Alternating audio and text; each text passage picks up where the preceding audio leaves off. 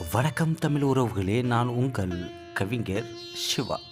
இந்த காணொளியில் நாம் காண இருக்கும் கவிதையின் தலைப்பு தித்திக்கும் பலரசம் தந்தவளே. வாருங்கள் கவிதைக்குள் செல்வோம். என் இனியவளே, என்னோடு வா. என் கண்ணோரம் கவிப்பாடு, என் காதோரம் கதை சொல்லு.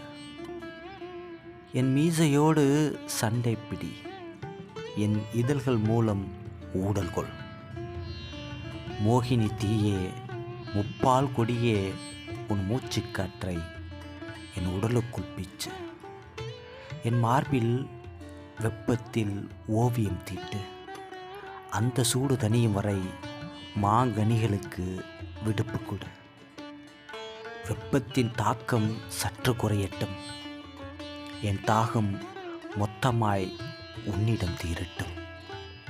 தித்திக்கும் பலரசம் தந்தவளே, உன் மடி மீது சாய்ந்து உறங்க இடம் தருவாயா?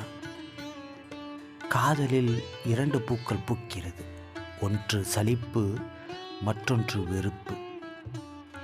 இவையாவும் உன்னை கண்டதும் பூக்க மறுக்கிறது. ஏன்? பிரம்மன் உன்னை மட்டும் ரசித்து படைத்தானா? இல்லை, நான் மட்டும் ரசிக்க உன்னை படைத்தானா?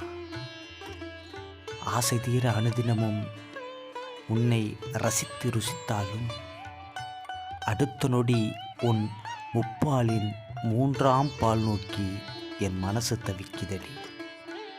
ஏன்? என்ன உறவுகளே, இந்த கவிதை உங்களுக்கு பிடிச்சிருக்கா? பிடிச்சிருந்தா நம்ம சேனல் லைக் பண்ணுங்கள், ஷேர் பண்ணுங்கள், சப்ஸ்கிரைப் பண்ணுங்கள். மீண்டும் ஒரு கவிதையில் நான் உங்களை சந்திக்கிறேன். அதுவரை உங்களிடமிருந்து விடைபெறுவது உங்கள் சிவா. நன்றி, வணக்கம்.